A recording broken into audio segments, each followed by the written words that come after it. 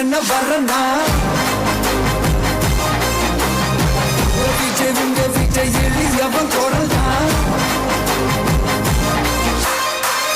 விஜய் உங்க விஜய் தனியார் இல்ல கடல் தான் விஜய் உங்க விஜய்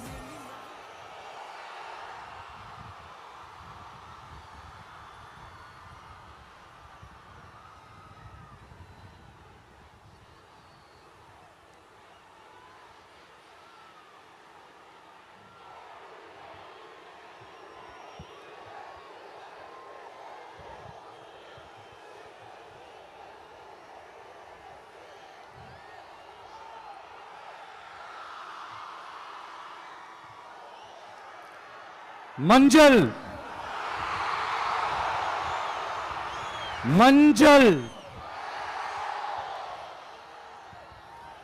பொதுவா நல்ல காரியங்கள் ஸ்டார்ட் பண்றதுக்கு முன்னாடி இந்த மஞ்சள் எடுத்து வச்சு தான் ஸ்டார்ட் பண்ணுவாங்க. நம்ம வீட்டில் கூட நம்ம அம்மா அக்கா தங்கைகள் நமக்காக நாம நல்லா இருக்கணும்ன்றதுக்காக மஞ்சள் புடவை கட்டிக்கிட்டு தான் வேண்டிக்குவாங்க. அப்படி அந்த மஞ்சள்னாலே ஒரு தனி வைப்பு தாங்க. நம்ம கொடியில கூட அந்த வைப்ரண்டான அந்த எனர்ஜெட்டிக்கான அந்த மஞ்சள் இருக்குமே, அந்த மாதிரி மங்களகரமான மஞ்சள் விளையிற பூமி தான் இந்த ஈரோடு பூமி. இங்க வந்து மஞ்சளை பத்தி பேசாம வேற எங்க போய் பேசுறது? அது மட்டும் இல்ல, இங்க ஒரு மகத்தான ஒரு மனிதரை பத்தி நம்ம பேசியே ஆகணும். இந்த ஈரோடு மண் விவசாயத்துக்கும் பேர் போன மண். இங்க நடக்கிற அந்த விவசாயத்துக்கு மிக முக்கியமான ஒரு கவசமா இருக்கிறது என்ன தெரியுமா? காலிங்கராயன் அணை, காலிங்கராயன் கால்வாய். காலிங்கராயன் அணை கட்டினதுலையும் கால்வாய் வெட்டினதுலையும் உயிரான உணர்வு பூர்வமான நிறைய விஷயங்கள் இருக்குது. அப்படி அந்த ப்ராசஸ்ல அவர் அந்த அணை கட்டும் போதும் கால்வாய் வெட்டும் போதும் ரொம்ப சோர்வடைஞ்சிட்டாராம். அப்ப அவங்க அம்மா அதை பார்த்துட்டு சொன்னாங்களாம், மகனே காளிங்கா, தயிர் வித்த காசு தாழ்வாரம் வரைக்கும் இருக்குது, மோர் வித்த காசு முகுட வரைக்கும் இருக்குது, அதை எடுத்துக்கிட்டு போய் அணைய கட்டியா கால்வாய வெட்டியான்னு சொல்லி தைரியம் கொடுத்தாங்களாம். பெத்த அம்மா கொடுக்கிற அந்த தைரியம் இருக்கு பாருங்க, அதை தாண்டி வேற எதுவுமே கிடையாதுங்க. ஒரு மனுஷனால எதையும் சாதிச்சு காட்ட முடியும். அப்படி ஒரு தைரியத்தை தான் இப்ப நீங்க என்னுடைய அம்மா அக்கா தங்கைகள் நண்பா நண்பிகள் தோழர்கள் எல்லாரும் எனக்கு கொடுத்திருக்கிறீங்க. அதே தைரியத்தை,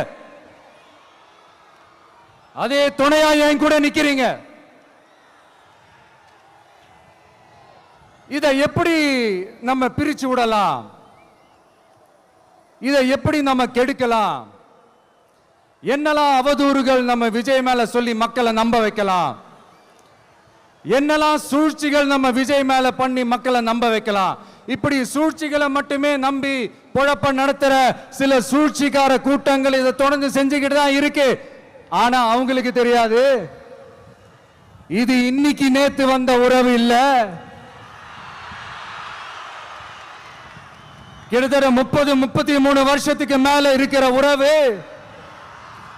ஏன் நான் சினிமாக்கு வந்தப்போ எனக்கு வயசு 10, அப்பல இருந்தே இந்த உறவு ஸ்டார்ட் ஆகி போயிட்டு இருக்கேன்னு அவங்களுக்கு தெரியாம போச்சு. அதனால என்ன பண்ணாலும், நீங்க என்ன ட்ரை பண்ணாலும், எல்லாத்தையும் விட்டுட்டு மக்களுக்காக வந்திருக்கிற இந்த விஜய மக்கள் ஒரு நாளும் கைவிட மாட்டாங்க. மக்கள் கூடவே நிக்கிறாங்க, கூடவே நிப்பாங்கன்னு அவங்களுக்கு தெரியாம போச்சு. என்னப்பா நிப்பீங்கல்ல? உங்களை நம்பிதாப்பா வந்திருக்கிறேன். அதான் இந்த சத்தம் தாங்க வாழ்நாள் பூரா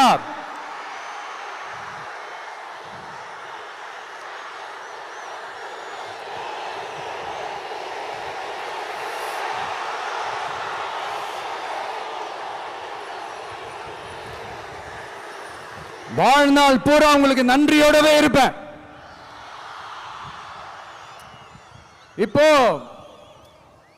நம்ம காளிங்கராயன் அவர்கள் அணையை கட்டுறதுக்காக பவானிக்கு போய் பார்க்கும்போது ஒரு இடத்துல ஒரு பாம்பு வந்து உட்கார்ந்துச்சான், படுத்துச்சான்.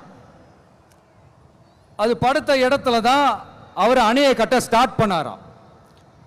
அப்புறம் அந்த பாம்பு வளைஞ்சி நெளிஞ்சி போற இடத்துலலாம் கால்வாயை வெட்டினார்னு சொல்லி சில வாய்மொழி கதைகள்லாம் சொன்னாங்க.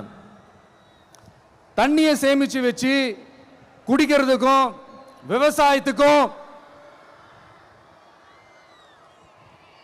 தம்பி கீழே இறங்கு, தம்பி கீழே இறங்குப்பா, ப்ளீஸ் கீழே இறங்குப்பா.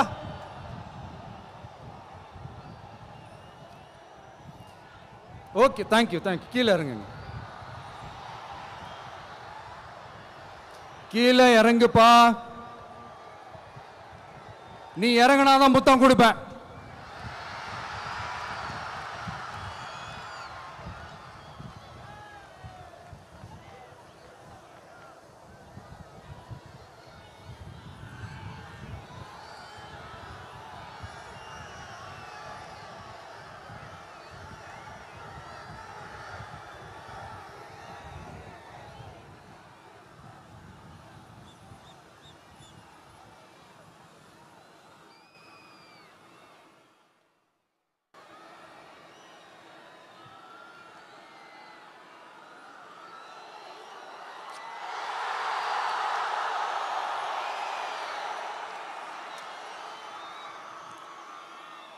இப்படி தண்ணியை சேமிச்சு வச்சு குடிக்கிறதுக்கும் விவசாயத்துக்கும் வழி வகுக்கிறது எவ்வளவு பெரிய ஒரு நல்ல விஷயம்.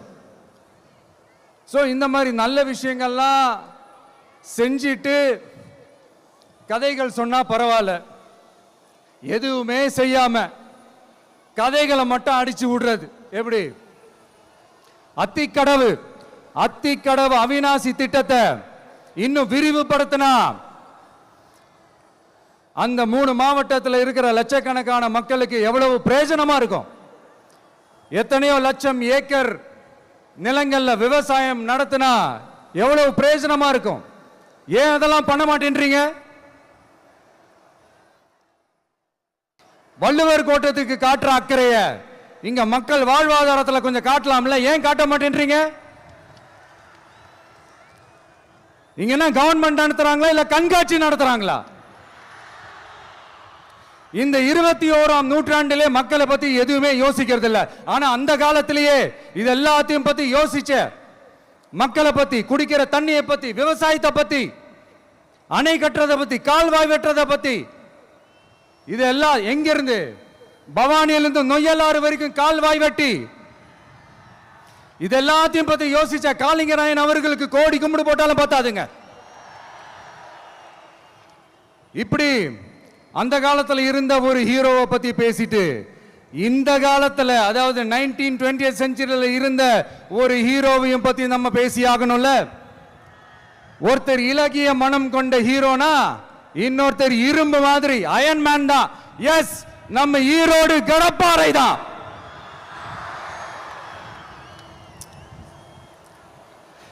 ஒட்டுமொத்த தமிழ்நாட்டையே திருப்பி போட்ட சீர்திருத்த நெம்புகோல்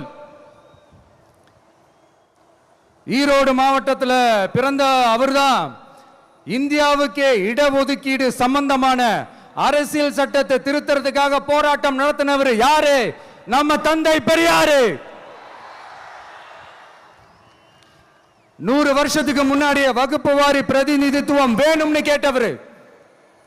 அன்னைக்கும் சரி இன்னைக்கும் சரி ஒரு ஆச்சரியத்தோட பார்க்கக்கூடிய ஒரு மனிதர், நம்மளுடைய கொள்கை தலைவர். அப்ப அண்ணாவும் எம்ஜிஆரும் யாரு?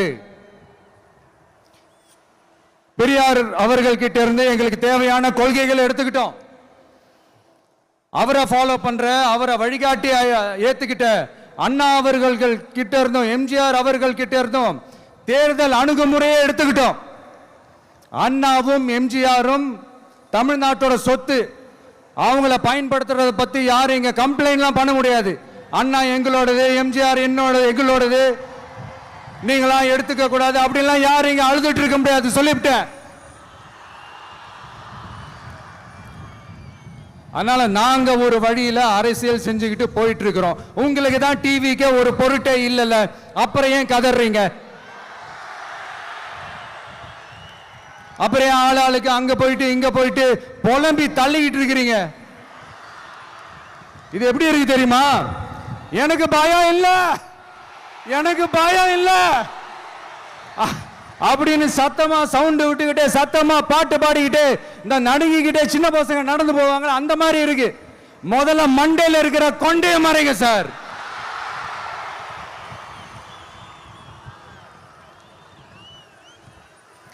சும்மா மாறு வேஷத்துல மறு வச்சுக்கிட்டு மீடியா ஆளு, ரேடியோ ஆளுன்னு இவங்க ஆளுங்களே மாத்தி மாத்தி அனுப்பிக்கிட்டு இதெல்லாம் என்ன மக்களுக்கு தெரியாதுன்னு நினைச்சிட்டு இருக்கீங்களா? மக்கள் எல்லாத்தையும் உன்னிப்பா கவனிச்சிட்டு இருக்காங்க. அதனாலதான் சொல்றேன், உங்களுக்கு நீங்க கொள்ளையடிச்சு வச்சிருக்கிற காசு தான் துணை. ஆனா எனக்கு என் மேல எல்லையில்லா பாசம் வச்சிருக்கிற இந்த மாசு தான் துணை.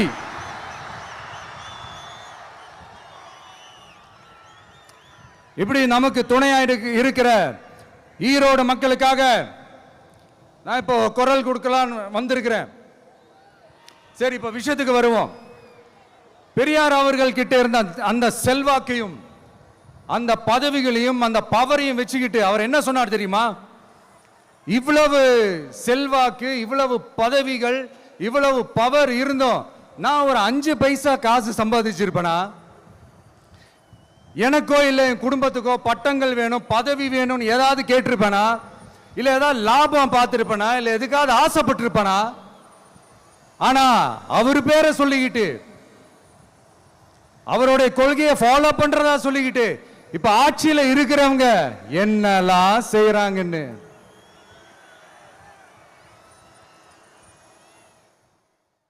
அதனாலதான் சொல்றோம், பெரியார் பேரை சொல்லிக்கிட்டு தயவு செஞ்சு கொள்ளையடிக்காதீங்கயா, தயவு செஞ்சு கொள்ளையடிக்காதீங்க. அவரு பேரை சொல்லிக்கிட்டு பெரியார் பேரை சொல்லி கொள்ளையடிக்கிற இவங்க தான் நம்மளுடைய அரசியல் எதிரி. மக்களை நீங்க சொல்லுங்க, நம்மளுடைய அரசியல் எதிரி யாரு? நம்மளுடைய கொள்கை எதிரி யாரு? ரிப்பீட், நம்மளுடைய அரசியல் எதிரி யாரு? நம்மளுடைய கொள்கை எதிரி யாரு? உங்களுக்கு புரியுது இல்ல? எனக்கு அது போதும்யா, எனக்கு வேற எதுவுமே தேவையில்லை.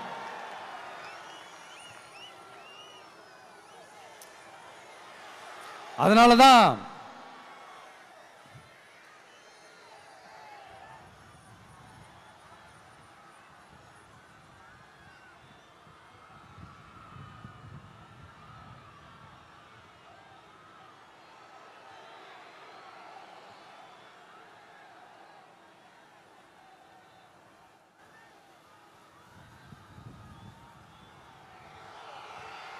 உங்களுக்கு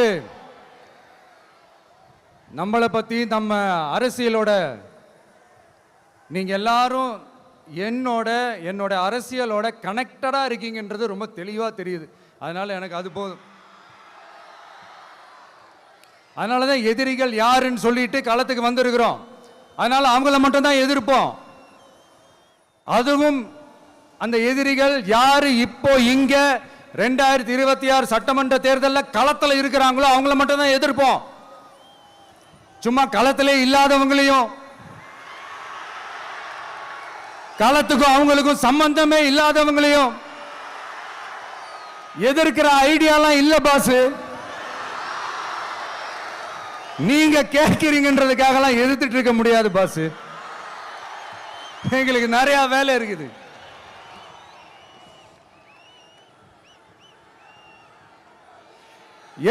எத்தனை பொய்யான வாக்குறுதிகள். வந்த உடனே நீட்டை ரத்து செய்வோம், கல்வி கடனை ரத்து செய்வோம், கேஸ் சிலிண்டருக்கு மானியமா 100 ரூபாய் தருவோம், என்னெல்லாம் அடிச்சு விட்டுட்டு இன்னி வரைக்கும் கேட்கிறேன். இதெல்லாம் சொன்னாங்களே, செஞ்சாங்களா? இவங்க எப்பவுமே இப்படிதான், சொல்றது ஒண்ணு செய்யறது ஒண்ணு. திமுகவும் பிரச்சனைகளும் ஃபெவிகால் போட்டு ஓட்டின ஃப்ரெண்ட்ஸ் மாதிரி ஒன்னில இருந்து ஒன்ன பிரிக்கவே முடியாது. இது இப்போ ஈரோடு பகுதியில் இருக்கிற பிரச்சனையை பத்தி பேசுவோம். பெரியார் பேரை மட்டும் சொல்லிக்கிட்டு எப்படி அவரோட கொள்கைகளுக்கு எதிராக செயல்படுறாங்களோ அப்படிதான் இந்த மஞ்சள் நகரத்தோட மஞ்சளுக்கும் ஒண்ணும் பண்ணல, மஞ்சள் விவசாயிகளுக்கும் ஒண்ணும் பண்ணல. ஆராய்ச்சி மையம், சிறப்பு மையம்னு கோடி கோடியா டெண்டர் விட்டாங்க, பேருக்கு கட்டிடத்தை கட்டினாங்க. ஆனா உலகமே போட்டி போட்டு வாங்குற மஞ்சளை மதிப்பு கூட்டி விற்பனை செய்ய, அதாவது அதோட வேல்யூ இன்க்ரீஸ் பண்ணி நம்ம விவசாயிகளுக்கும் இந்த மாவட்ட மக்களுக்கும் நன்மை செய்ய இதுவரைக்கும் என்ன செஞ்சிருக்காங்கன்னு யோசிச்சு பார்த்தா ஒரு பெரிய ஜீரோ தான். கரும்பு நெல்லுக்கு அரசாங்கம் விலை பிக்ஸ் பண்றாங்க, அதையும் ஒழுங்கா பண்றதில்ல, ஒவ்வொரு முறையும் பிரச்சனை. அங்க நெல் கொள்முதல் செய்யறதுல ஊழல். சரி, நாம கஷ்டப்பட்டு விளைய வச்சது வீணா போக கூடாதுன்னு நினைச்சு நம்ம விவசாயிகள் கேட்கிற லஞ்சத்தை கொடுத்தாலும் அதுக்கப்புறம் கூட அந்த கொள்முதல் ஒழுங்கா நடக்கிறது இல்லை. அதையும் தாண்டி ஏதோ ஒரு விலை விவசாயிகளுக்கு கிடைக்குது. அப்படிலாம் இல்லாம ஒழுங்கா நேர்மையா நம்ம மஞ்சளுக்கும் நியாயமான விலை பிக்ஸ் பண்ணி தரமான விதைகளை கொடுத்தா என்ன குறைஞ்சா போயிடுவாங்க? இதெல்லாம் யோசிக்கிறதுக்கு அவங்களுக்கு நேரமே இல்லை. 24x7 அவங்களோட யோசனை என்ன தெரியுமா? இந்த விஜயை எப்படி முடக்கலாம், தமிழக வெற்றி கழகத்தை எப்படியெல்லாம் முடக்கலாம், அப்படிதான் அவங்களுடைய சிந்தனையே 24x7. எத்தனையோ வருஷத்துக்கு முன்னாடி நம்ம காளிங்கராயர் நதிகளின் இணைப்புக்கு முன்னோடியா இருந்தார். பவானி ஆத்துல வர அதிகமான தண்ணீர் அணை கட்டி தேக்கி தண்ணீர் வறட்சியான பகுதிகளுக்கு அனுப்பினாரு. ஆனா இன்னைக்கு இவ்வளவு நவீன வசதிகள் இருந்தோம், இவ்வளவு சயின்ஸ் வளர்ச்சிகள் இருந்தோம், இவ்வளவு டெக்னாலஜி வளர்ச்சிகள் இருந்தோம், அவங்க வாக்குறுதியில் ஒன்று கொடுத்தாங்கல்ல, பவானி நொய்யலாறு அமராவதி 6 இணைப்பு திட்டத்துக்கு ஒரு துரும்ப கூட கிள்ளி போடல. வாக்குறுதி நம்பர் 103 சொன்னாங்களே, செஞ்சாங்களா? சரி, இதாவது ஒரு பெரிய ப்ராஜெக்ட் வைங்க. ஆறுகளை சுத்தப்படுத்த பல ஆயிரம் கோடி நிதி ஒதுக்குவோம், தமிழ்நாட்டில் உள்ள ஆறுகளை சுத்தப்படுத்துவோம்னு சொன்னாங்களே, செஞ்சாங்களா? ஆனா ஆத்து மணலை கொள்ளையடிக்கிறதுல மட்டும் வேலையை கரெக்டா செய்வாங்க. இதை நான் ஏன் திரும்ப திரும்ப சொல்றேன்னா, மக்களே நீங்க புரிஞ்சுக்கணும். கொஞ்சம் மசந்தா மற்ற மாவட்டங்கள்ல மணல் காணாம போன மாதிரி, மலைகள் காணாம போன மாதிரி, நம்ம மாவட்டத்தில் தனி வளத்தை கொடுத்த செம்மண்ணும் காணாம போறதுக்கு வாய்ப்பு இருக்கு மக்களே. நம்ம மண்ணுக்கும் நம்ம ஆத்துக்கும் நம்ம விவசாயிக்கும் தான் இந்த மோசமான நிலைமை. அதனால ஏதாவது தொழில் செஞ்சு பிழைக்கலாம்னு பார்த்தா அதுக்கும் எங்க விடுறாங்க? தொழில்னு பார்த்தா 30% நெசவாளர்களுக்கு கூலி பாக்கி. அரசாங்கம் நம்ம நெசவாளர்கள் கிட்ட இருந்து கொள்முதல் செய்த வேட்டி சேலைக்கான கூலியை கூட போராடித்தான் வாங்க வேண்டியதா இருக்குது. அது சலுகையோ உதவியோ நலத்திட்டமோ கிடைக்காது. நம்ம உழைப்புக்கான ஊதியம், நம்மளோட உரிமை, அதுக்கே போராட வேண்டிய நிலையில தான் இந்த அரசாங்கம் நம்மளை வச்சிருக்கு. நல்லா பார்த்துக்கங்க மக்களே, உரிமைக்கு குரல் கொடுத்தவங்க தான் இவங்க. சிறு குறு தொழில்கள் பீக் ஹவர்ஸ் சார்ஜ்னு கரண்ட்டுக்கு அநியாய விலை வச்சு அதையும் செய்ய விடாம நம்மளை முடக்கிடுறாங்க. அந்த பீக் ஹவர்ஸ் சார்ஜ் கொள்ளையால எத்தனை வருஷமா எவ்வளவு பேர் பாதிக்கப்படுறோம், எவ்வளவு தொழில்கள் பாதிக்கப்படுது. நாமளும் கத்துறோம், போராடுறோம், கோரிக்கை வைக்கிறோம். எதையாவது இவங்க கண்டுக்கிறாங்களா? கொஞ்சம் யோசிங்க. ஏன் கண்டுக்க மாட்டேன்றாங்கன்னு கொஞ்சம் யோசிங்க. அப்பதாங்க பிரைவேட்ல அதிக விலைக்கு கரண்ட் வாங்க முடியும், அதுக்கு டெண்டர் விட முடியும். அப்படி டெண்டர் விட்ட மேட்டர்ல எல்லாம் என்ன நடக்கும்னு உங்களுக்கும் தெரியும், எனக்கும் தெரியும், நம்ம எல்லாருக்குமே தெரியும். இந்த மாதிரி ஈரோடுல மட்டும் இல்ல, எந்த மாவட்டத்துக்கு போனாலும் பிரச்சனைகள் மேல பிரச்சனைகள் தான்.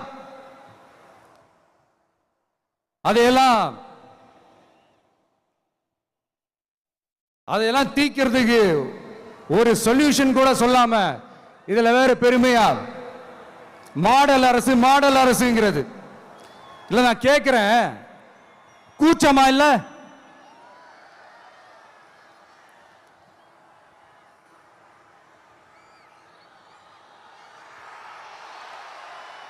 இதெல்லாம் கேட்டா அப்படியே நம்ம பக்கம் யூட்டர்ன் அடிச்சு வந்துருவாங்க.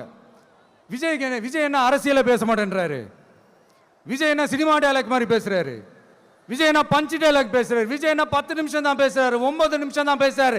நான் எத்தனை நிமிஷம் பேசினா உங்களுக்கு என்ன சார்? நான் எப்படி பேசினா உங்களுக்கு என்ன சார்? உள்ள விஷயம் என்னன்னு பாருங்க சார். ஒவ்வொரு மாவட்டத்துக்கும் போய் மக்கள் ஃபேஸ் பண்ற பிரச்சனைகளை எடுத்து பேசிட்டு இருக்கிறேன். பின்ன அது அரசியல் இல்லாம வேற எதுதான் அரசியல்? உங்களை மாதிரி தனிப்பட்ட முறையில் தரக்குறைவா அசிங்க அசிங்கமா பேசுறதுதான் அரசியல்னா அந்த அரசியல் நமக்கு வராது. வராதுன்னா நல்லாவே வரும். உங்களை விட எனக்கு அது நல்லாவே வரும். வேணான்னு விட்டு வச்சிருக்கிறோம். அப்புறம் உங்களுக்கு நமக்கு என்ன வித்தியாசம்? காஞ்சிபுரத்தில் நாம பேசும்போது இந்த மாதிரி உங்களால் அமைக்கப்பட போற ஆட்சியில் நம்ம ஆட்சிக்கு வந்த உடனே என்னெல்லாம் செய்ய போறோன்றது சிலது சொன்னோம். அதையெல்லாம் தப்பா புரிஞ்சுக்கிட்டு இப்போ சொல்றேன், விளக்கமா சொல்றேன், நான் சலுகைகளுக்கு எதிரானவன் கிடையாது.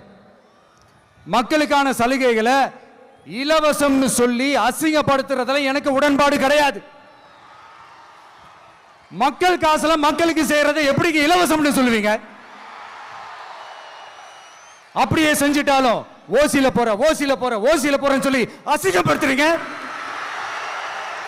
என்ன கேட்கறதுக்கு ஆள் இல்லைன்னு நினைச்சீங்களா? மக்களுக்கு ஒண்ணுன்னா இந்த விஜய் வந்து நிப்பா, இந்த விஜய் வந்து கேள்வி கேட்பா. இந்த விஜய் எப்பவுமே மக்கள் பக்கம் தான், அதே மாதிரி மக்களும் என் பக்கம் தான். என் மக்கள் மானத்தோட மரியாதையோட கௌரவத்தோட வாழணும். என் மக்கள் யாருக்கும் கீழே கிடையாது. அப்படி அவங்க கௌரவத்தோட வாழணும்னா அவங்களுக்கான வாழ்க்கை தரம் உயரணும். வாழ்க்கை தரம் உயரணும்னா அவங்களோட வாழ்வாதாரம் உயரணும். வாழ்வாதாரம் உயர்ந்தாதான் பொருளாதாரம் உயரும். பொருளாதாரம் உயர்ந்தாதான் வசதி வாய்ப்புகள் உயரும். இதெல்லாம் உயர்ந்தாலே ஆட்டோமேட்டிக்கா அவங்களோட வாழ்க்கை தரம், அவங்களுக்கான மரியாதை, அவங்களுக்கான கௌரவம் எல்லாமே உயரும். இதுக்கான வழிகள், அந்த சூழல்களை அந்த கவர்மெண்ட் அமைச்சு கொடுக்கணும். இதுக்கான அந்த திட்டங்களை செயல்படுத்தணும். இதெல்லாம் செஞ்சாதான் இந்த அரசாங்கம் ஒரு நல்ல அரசாங்கம். இதைத்தான் சொன்னோம்.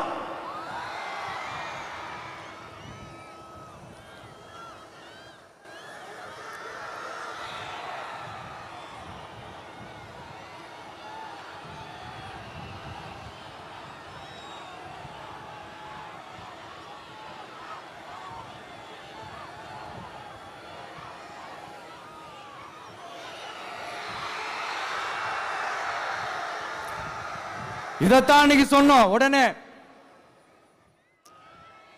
சொன்னா மட்டும் போதுமா? எப்படி செயல்படுத்துவீங்க? நாங்க என்ன வாயிலே வடை சுடுறதுக்கு டிஎம்கேவா? டிவிகேடா?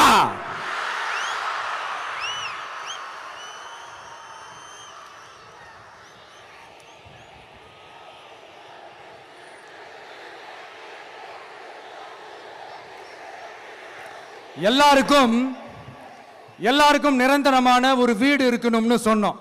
உடனே எங்க ஆட்சியிலே நாங்க எல்லாரும் வீடு கட்டி கொடுத்துட்டோமே அப்படிங்கிறது இல்ல. நான் கேட்கிறேன், இங்க உங்களை தான் கேட்கிறேன், இங்க வாடகைக்கு இருக்கிறவங்களே இங்க யாரும் இல்லையா? எல்லாருக்கும் சொந்தமா வீடு கட்டி கொடுத்துட்டாங்களா? அடுத்து வீட்டில் இருக்கிற ஒவ்வொருத்தரும் மினிமம் டிகிரி படிச்சிருக்கணும் அப்படின்னு சொன்னோம். உடனே எங்க ஆட்சியிலே எல்லாரும் டிகிரி படிச்சு முடிச்சிட்டாங்களே அப்படிங்கிற மாதிரி சொல்றது அது உண்மைனா? ஸ்கூல் லெவல்லையே டிராப் அவுட்ஸ் அதிகமானது யாரோட ஆட்சியிலங்க?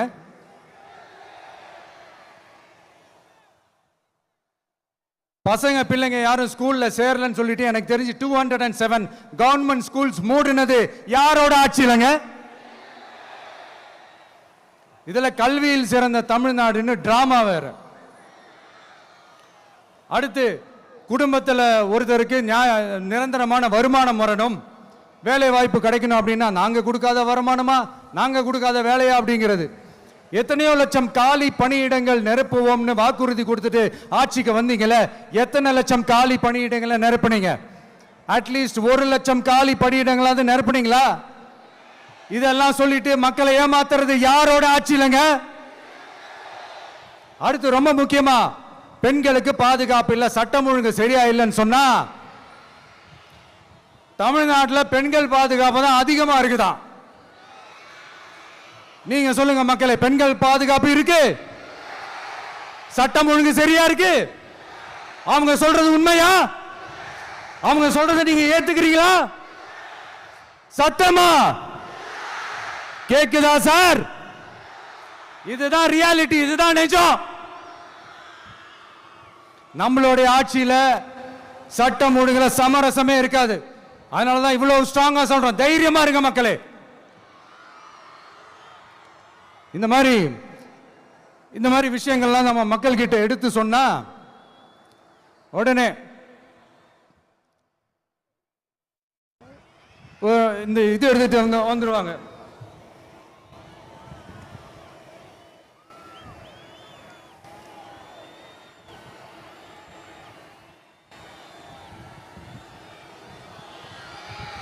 இந்த மாதிரி இதெல்லாம் என்னென்ன செய்ய போறோன்றது சிலதெல்லாம் காஞ்சிபுரத்தில் சொன்ன மாதிரி சொன்னா எல்லாத்தையும் தப்பு தப்பா திருச்சி பேசிக்கிட்டு அவதூறு பரப்பிக்கிட்டு. நான் கூட யோசிப்பேன், எம்ஜிஆர் அவர்களும் மேடம் ஜெயலலிதா மேடம் அவங்களும் ஒரே வார்த்தையில சொல்லி இந்த திமுகவை காலி பண்ணாங்கல்ல. நான் கூட யோசிப்பேன், ஏன் இவ்வளவு ஹார்ஷா பேசுறாங்க, ஏன் இவ்வளவு ஹார்ஷா அவங்கள திட்டுறாங்கன்னு யோசிச்சது உண்டு. இப்பதானே புரியுது. அவங்க 2 பேரும் சொன்னதை இப்ப நானும் ரிப்பீட் பண்றேன். திமுக ஒரு தீய சக்தி, திமுக ஒரு தீய சக்தி, திமுக ஒரு தீய சக்தி, திமுக ஒரு தீய சக்தி, தீய சக்தி, தீய சக்தி, தீய சக்தி. என் நெஞ்சில் குடியிருக்கும் ஈரோடு மக்களே,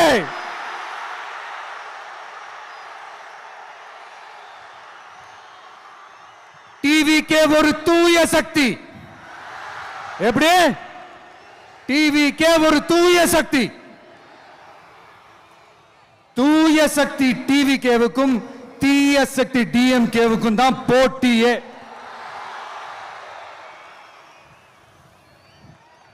என்ன முடக்கலாம்னு நினைக்கிறீங்க, ஆனா இந்த சத்தத்தை ஒரு நாள் உங்களால முடக்க முடியாது.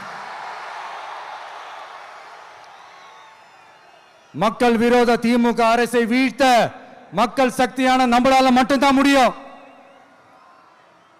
அண்ணன் செங்கோட்டையன் அண்ணன் அவர்கள் நம்ம கூட வந்து சேர்ந்தது நமக்கு ஒரு மிகப்பெரிய ஒரு பலம். அந்த மாதிரி செங்கோட்டையன் அண்ணன் அவர்கள் மாதிரி இன்னும் நிறைய பேர் வந்து சேர இருக்கிறாங்க. அவங்க எல்லாருக்குமே அந்த உரிய அங்கீகாரத்தை கொடுப்போம். அது மட்டும் இல்ல, அப்புறம் இன்னொரு விஷயம் சொல்ல மறந்துட்டேன். இப்போ ரீசண்டா ஒரு இடத்துல நம்ம சிஎம் சார் அவர்கள் பேசும்போது சொன்னாங்க, என் கேரக்டரையே புரிஞ்சுக்க மாட்டேங்கிறேன். இது சினிமா டயலாக் இல்லையா? நான் ஏதாவது பேசினா சினிமா டயலாகா, சார் பேசினா அது சினிமா டயலாக் இல்லையா? சிலப்பதிகாரத்திலிருந்து எடுத்ததா அந்த லைன். என் கேரக்டரையே புரிஞ்சிக்க மாட்டேன்றது.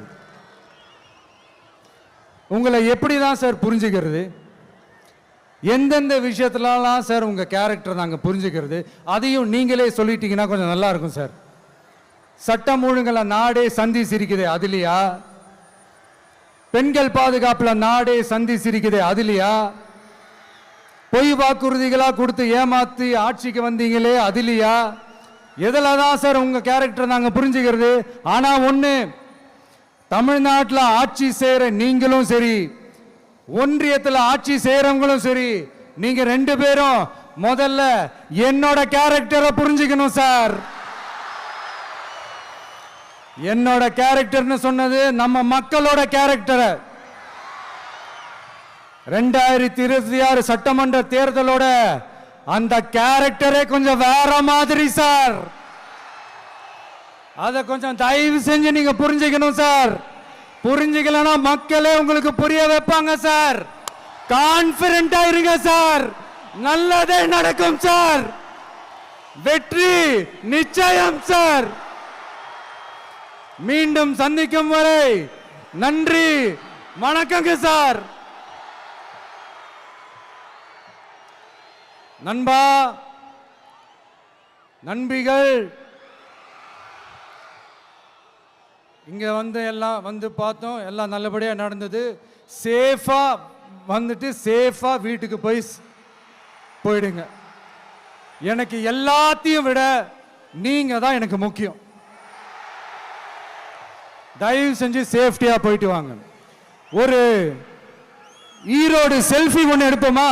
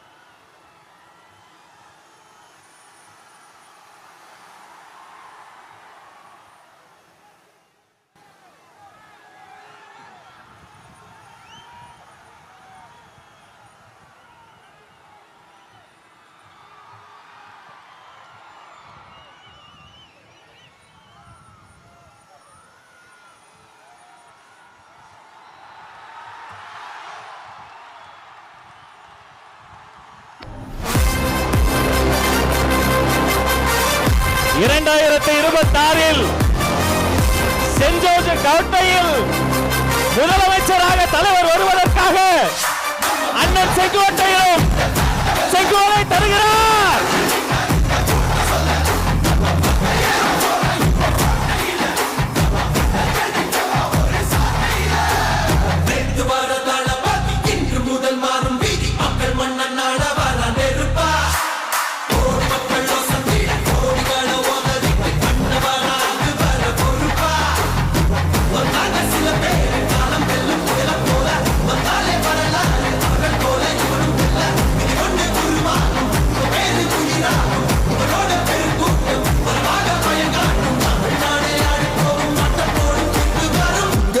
உங்க விஜய் உயிரென்ன வரனா?